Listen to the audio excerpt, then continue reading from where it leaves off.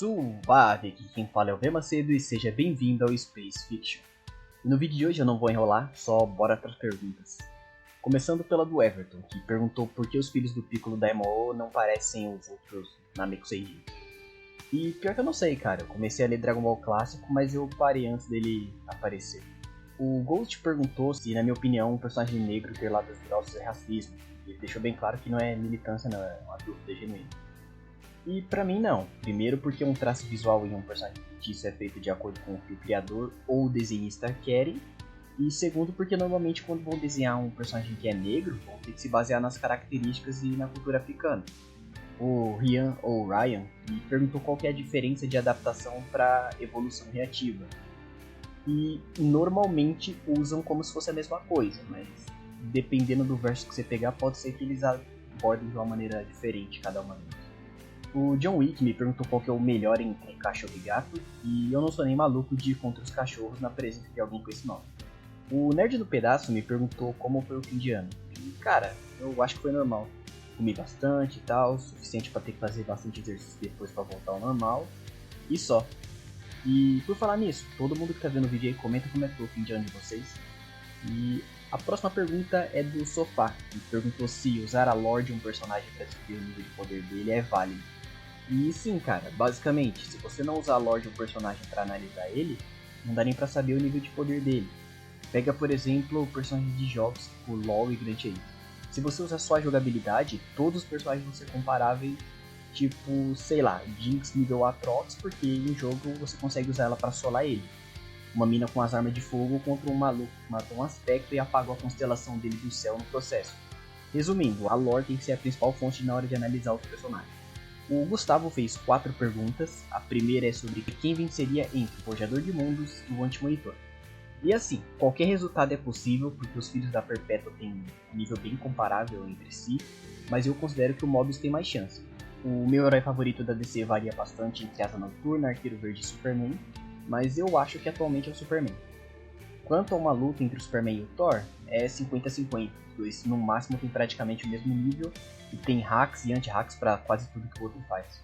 Agora, sobre o nível do Superman, eu tenho 2 vídeos falando sobre isso, que vão aparecer aí para você no card, fora os outros que vão sair sobre outros atributos e tal, só dá uma conferida aí.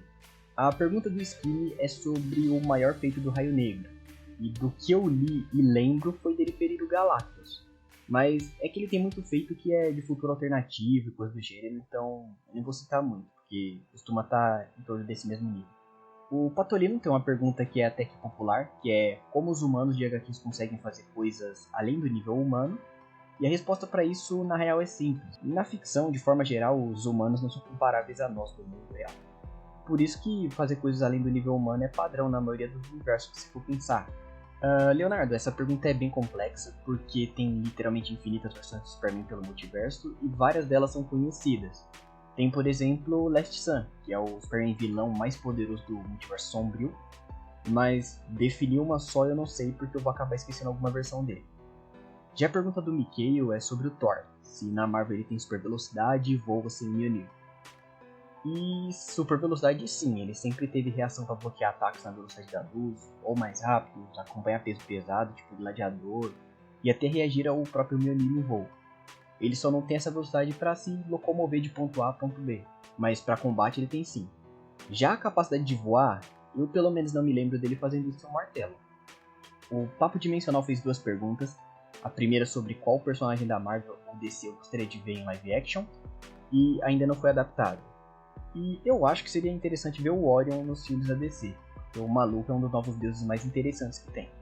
E sobre trocar os papéis do Goku e Superman, assim, se manter a personalidade dos dois e trocar eles como pilares basicamente, então seria o Superman protagonista no exato local do Goku e o Goku como pilar central da DC, no exato lugar que o Superman, eu acho que em Dragon Ball a principal mudança seria que boa parte dos vilões estariam vivos e as sagas iniciais teriam acabado mais rápido.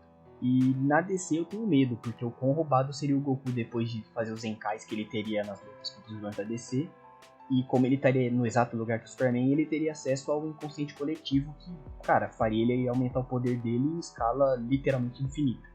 E negativo, o Retorno não sola ninguém. Auguste, Dante e Loneton solam o Bush. As perguntas do Rafael são o Jim Mori versus o Adão, quem vence, e a resposta é o Adão. E a segunda é sobre adaptação e evolução. E assim, se ambas têm o mesmo nível, não tem uma melhor que a outra. E sobre Garou versus Cell, o Garou vence. Já sobre o Giorno eu não sei, porque eu ainda tô na parte 1 de Jojo. E minha série favorita, eu acho que atualmente é A Casa do Dragão, mas eu posso estar esquecendo alguma. O DSJ fez uma das perguntas mais difíceis de responder, mas eu acho que o Kakaroto deve vencer. Já as perguntas do GS são quão poderoso o Adão Chumato seria com o Anel das Lanternas Verdes. E essa é uma pergunta meio complexa por dois motivos. Primeiro é porque um Anel de Lanterna Verde em seres que já são naturalmente poderosos é difícil de saber o acréscimo. Porque pega o Sobenhate, por exemplo. Ele é um Daxamita, então ele é basicamente um maluco que pode partir planetas ao meio, mover estrelas e coisas do gênero. E naturalmente tanca soco de personagens do nível do Flash sem se conter. Mas com ou sem o anel ele só vai aparecer, usar visor de calor e fica por isso mesmo. Eu particularmente não lembro de uma única HQ onde um Lanterna que é naturalmente poderoso deu um indício de aumentar muito o poder dele. Só dá pra saber que ele fica mais forte. Já o segundo motivo é que, é o que eu falei, não tem uma métrica da força de vontade para definir isso. Que tenha um salto de poder colossal de seres nível humano para seres capazes de mover planetas e coisas do tipo. Mas assim, eu acredito que o tier dele iria continuar o mesmo, o que iria mudar é que ele teria uma possibilidade de versatilidade muito maior. Sasuke vs Garou Monstro, quem vence? O Garou. E sobre o personagem com a maior adaptação da ficção, assim, é que a ficção é muito extensa, mas dos que eu lembro de cabeça, o Broly se destaca na velocidade e o Apocalipse em funcionalidade dessa adaptação. Sobre o Superboy Prime, não. É que assim, a maioria das versões do Superman pelo multiverso são buchas que não chegam nem perto do Superman principal. Mas o Prime resumidamente está pareado com ele. A única diferença real é que o Prime não se contém e vive com raiva. O que para um kryptoniano é muito favorável, porque quanto mais raiva ele tem, mais energia as células dele absorvem. Entre manipulação de conceito e da casualidade, se ambas fossem limitadas ao mesmo nível, eu iria de manipulação conceitual. Mas enfim, esse foi o vídeo respondendo perguntas de hoje. Eu espero que ele tenha respondido tudo. E se você quer aparecer em um próximo vídeo desse, fique esperto na comunidade do canal, que eu vou avisar por lá. Mas por hoje é isso. Todos tenham um bom dia, tarde e noite. E falou!